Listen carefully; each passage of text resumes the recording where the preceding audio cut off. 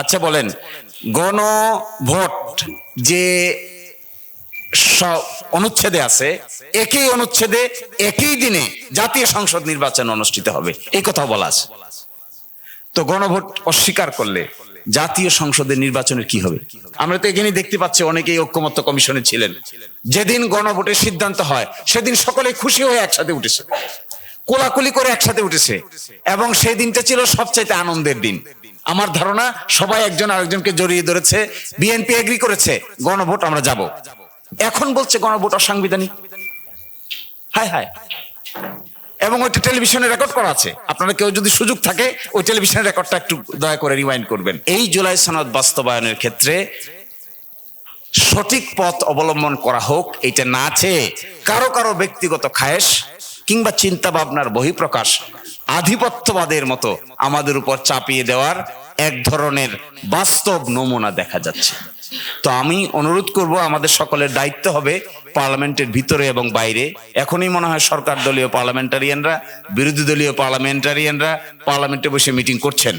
ভিতরে এবং বাইরে আমাদের সকলের, আর কোর্টের ভিতরে তো আমরা আছি, যতটুকু আমাদের জীবন আছে, যত সময় আমাদের নিঃশ্বাস আছে, ততক্ষণ পর্যন্ত জুলাই সনদ আইনের দৃষ্টিকোণ থেকে অসাংবিধানিক ঘোষণা করে দিতে পারবে। এর বিরুদ্ধে যত ফাইট করতে হয় আমরা শেষ পর্যন্ত ফাইট চালিয়ে যাব ইনশাআল্লাহ। সাংবিধানিক সংকট তৈরি তারাই করছেন। আচ্ছা বলেন, গণভোট যে অনুচ্ছেদে আছে, একই অনুচ্ছেদে একই দিনে জাতীয় সংসদ নির্বাচন অনুষ্ঠিত হবে, এই কথা বলা আছে। তো গণভোট অস্বীকার করলে জাতীয় সংসদের নির্বাচনের কি হবে?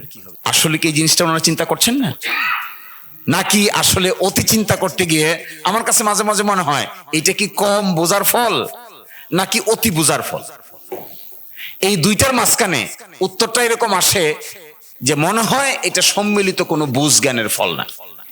যদি সম্মিলিত কোনো বুঝ জ্ঞান হইতো, কনসালটেশন হইতো, আলোচনা হইতো, থ্রেড বেড ডিসকাশন হইতো, তাহলে অন্তত এই ধরনের পদক্ষেপ নিতে পারার কথা নয়। তো এই জন্য আমাদের সকলের দায়িত্ব হবে এই জুলাই সনদ বাস্তবায়নের জন্য সাংবিধানিক যে সমস্ত বাধা নিষেধ আছে, এই বাধা নিষেধকে ওনারা যেভাবে ব্যাখ্যা করছেন এই ব্যাখ্যা থেকে বেরিয়ে আসতে হবে।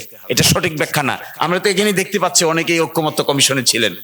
যেদিন গণভোটের সিদ্ধান্ত হয় সেদিন সকলে খুশি হয়ে একসাথে উঠেছে, কোলাকুলি করে একসাথে উঠেছে, এবং সেই দিনটা ছিল সবচাইতে আনন্দের দিন। আমার ধারণা সবাই একজন আরেকজনকে জড়িয়ে ধরেছে। বিএনপি এগ্রি করেছে গণভোট আমরা যাব। এখন বলছে গণভোট অসাংবিধানিক। হায় হায়। এবং ওইটা টেলিভিশনে রেকর্ড করা আছে। আপনারা কেউ যদি সুযোগ থাকে ওই টেলিভিশনের রেকর্ডটা একটু দয়া করে রিওয়াইন্ড করবেন, এবং কে প্রস্তাব দিয়েছে, কারাই প্রস্তাব সমর্থন করেছে ওখানে দেখতে পাবেন। দেখার পরে কোলাকুলি হলো, সবাই একজন আরেকজনকে জড়িয়ে ধরলেন, একমত হলো। প্রথম প্রশ্ন ছিল যে একটা সাংবিধানিক আদেশ জারি করা হবে। আমরা সাংবিধানিক আদেশকে ছাড় দিয়ে বললাম ঠিক আছে, সাংবিধানিক আদেশ জারি যেহেতু সকলেই একমত না, বিকল্প রুট নেওয়া হোক। ঐকমত্য কমিশন 5টা অপশন দিয়েছিল।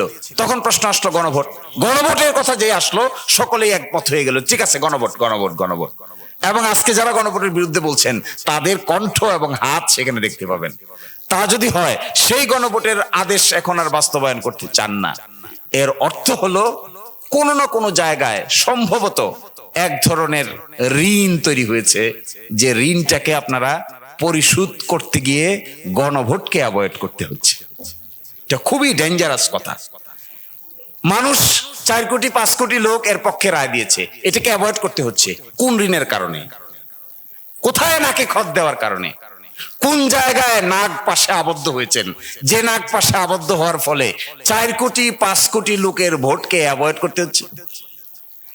আর না হলে জনগণের দল বলেন, আপসহীন নেত্রীর দল বলেন, শহীদ প্রেসিডেন্ট জিয়াউর রহমানের দল বলেন, বর্তমান তারেক রহমান সাহেবের দল বলেন, প্রাইম মিনিস্টার, কোথাও এক জায়গায় মানুষের দলই যদি বলেন, মানুষের ভোটের কথাই যদি বলেন, তাহলে 5 কোটি লোকের ভোটকে যদি অ্যাভয়েড করে বিশেষ কোনো জিনিস অ্যাচিভ করতে চান, তখন একজন রিজনেবল মানুষ এই প্রশ্ন উত্থাপন করবে যে 5 কোটি লোকের চাইতেও বেশি গুরুত্বপূর্ণ এজেন্ডা, আইডিয়া, চিন্তা কোন জায়গায় লুকায়িত আছে যা 5 কোটি লোকের চাইতেও বেশি গুরুত্বপূর্ণ? তা যদি লুকায়িত থাকে তাহলে তা পাবলিশ করেন। তখন মানুষ অ্যানালাইসিস করে তাহলে এটা কি ম্যানেজড ভোট, এটা কি রিগিং ভোট, এটা কি কোনো জায়গায় খত দেওয়ার ভোট? এটা কি 2-3 জন উপদেষ্টা ওই দল থেকে এই দলে আসার সিমটম কিনা? এই সমস্ত কথা তো মানুষ আলোচনা করবেই। আর তার যদি না করে আপনারা সরাসরি করতেন, ঠিক আছে একমত হয়েছে, জুলাই চার্টার বাস্তবায়ন হবে, আমরা শপথ নিব, পার্লামেন্টে যাব, 180 দিনের মধ্যে সংস্কার পরিষদ হবে, এর ভিতরে সংস্কার শেষ, তারপরে নতুন পার্লামেন্ট যাত্রা শুরু করবে, বাস শেষ। তাহলে তার কেউ প্রশ্ন তুলতো না, কেউ তো এই প্রশ্ন তোলার ক্ষমতাই পাইতো না যে তাহলে আপনাদের নাকে খতটা কোন জায়গায় দিয়েছেন। আমার কাছে মনে হয় এই 180 ডিগ্রি অ্যাঙ্গেলে ঘুরে যাওয়ার পিছনে যদি কোনো বৃহত্তর শক্তি বা গ্রুপ এর উপরে আসর বিস্তার করে থাকেন, আর সেটা আপনাদের নির্ভরতা হয়, তাহলে ওই নির্ভরতা সময়ের প্রেক্ষাপটে বাংলাদেশের বৃহত্তর জনশক্তির বাইরে গিয়ে আপনাদেরকে অবস্থান নিতে হবে। That would be very difficult. এবং গতকালকে বেশ কয়েকটা জায়গায় আমি দেখেছি নতুন প্রজন্ম, ইভেন মহিলারা, আলট্রা মডার্ন মহিলারা, তারা সিরিয়াসলি বলছেন যে আসলে কি কারণে, কোন পিছুটানের কারণে আমাদের দেওয়া হা ভোটকে নিগেট করে দিয়ে ভিন্ন একটা জিনিসকে চেপে ধরতে হচ্ছে, ওটা কি? আমি আপনাদেরকে অনুরোধ করব, আপনারা ইনভেস্টিগেটিভ জার্নালিজমের ক্ষমতা যাদের আছে, যাদের এই পরিমাণ দক্ষতা আছে, তারা এটা খুঁজবেন। যা হচ্ছে এটা কিন্তু আসল ঘটনা না, পিছনে কি কারণে এটা হচ্ছে এটাই আসল ঘটনা।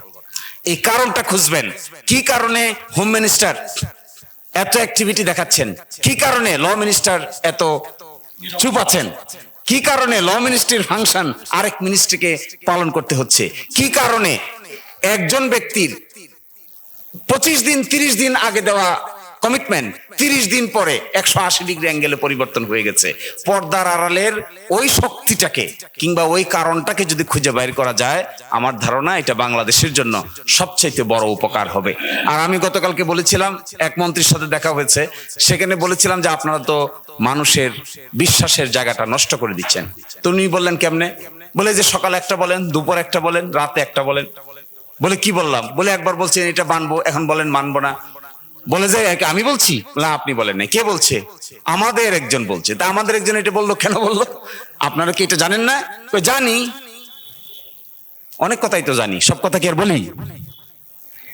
তো বলেন, যদি ভিন্ন কোনো চিন্তা থাকে তাহলে বলেন। এই চিন্তার সাথে সকলেই যদি একমত না হন সেটাও জানান। সকলের মধ্যে যদি দ্বিমত থাকে, ইখতিলাফ থাকে, ইখতিলাফটা আমাদেরকে বোঝান যে সরকারের সব লোক এটার সঙ্গে নাই, তাও তো বলতে চান না। ফলে আমার খুবই বিনীত অনুরোধ থাকবে আপনাদের প্রতি, সাংবাদিকদের প্রতি, প্লিজ কেউ যদি জাতীয় দায়িত্ব পালন করতে চান, দয়া করে পিছনের কারণটার দিকে একটা ইনভেস্টিগেটিভ জার্নালিজম চালান। আজকেও আমি দেখে আসলাম 133টা অর্ডিন্যান্সের ভিতরে মেজর যে কটা অর্ডিন্যান্স আছে তার মধ্যে একটা হলো মানবাধিকার কমিশনের অর্ডিন্যান্স, আরেকটা আছে জুলাইতে যারা যুদ্ধ করেছে তাদের ইন্ডেমনিটি অধ্যাদেশ, আরেকটা আছে একটু আগে দেখে আসলাম গুম খুন অধ্যাদেশ। এই তিনটার মধ্যে নাকি ম্যাসিভ পরিবর্তন তারা প্রস্তাব করেছে। কেন? আমরা আলাপ আলোচনা করে অন্তর্বর্তীকালীন সরকারের সময়ে মানবাধিকার কমিশন প্রতিষ্ঠা করে এর ভিতরে এত কিছুকে দায়িত্ব দিয়ে রিফর্ম আকারে আনা হয়েছে, এগুলো পরিবর্তন করে আবার সরকারের কাছে নিয়ে গিয়ে সরকারের অনুগত মানবাধিকার কমিশন করবেন। তাহলে কি লাভ হলো এই রিফর্মের? কি অর্থ হলো এই বিপ্লবের? কি মানে হলো এই অভ্যুত্থানের? এবং এইগুলো করতে গিয়ে আপনারা আবার আস্থা হারাতে পারেন। এই বক্তব্য রাজনৈতিক বড় বড় নেতৃবৃন্দ আছেন তারা দিবেন। আমি মনে করি আইনগত যে ব্যাখ্যাটা দেওয়া হচ্ছে এটা সঠিক না, এটা ভুল। এই ব্যাখ্যা যদি তারা দেন তাহলে তারা পঞ্চম সংশোধনী মামলার জাতাকলে নিজেদেরকে আবার ফেলার ব্যবস্থা করছেন। এটা সঠিক হচ্ছে না। সবাই ভালো থাকবেন। আসসালামু আলাইকুম।